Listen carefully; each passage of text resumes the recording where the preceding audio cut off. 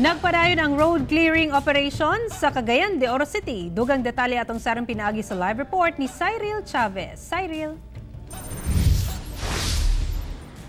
Yes, Sara, sukad gahapon og karong adlaw pinaspasay ang ginahimong road clearing operations sa otoridad. Diin sa karon nakafocus sila sa National Highways sa Barangay Lapasan. Girombo sa mga personahe sa City Composite Team ang kadalanan sa Barangay Lapasan subay sa nagapadayong road clearing operations sa syudad. Hinoon dili sama sa mga nangaging clearing operations nahimo kining hapsay karon tungod sagad sa mga nanag-iya sa gipangbungkag nga establishmento may kooperar sa otoridad. Usa lang si Delon Gonora sa mga miunay og bungkag sa mga nakalapas nga estruktura sa iyahang ginatrabahoang establishmento. Napa kay kauban? Oo. Aron ano mo gaguba.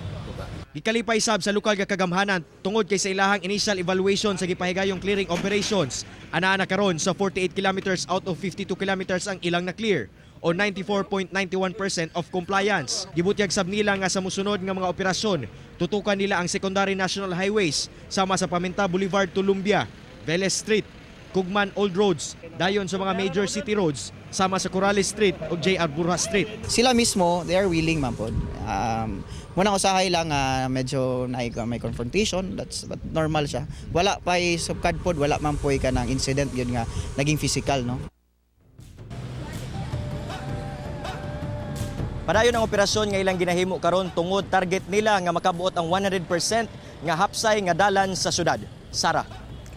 Okay, daghang salamat, Cyril Chavez.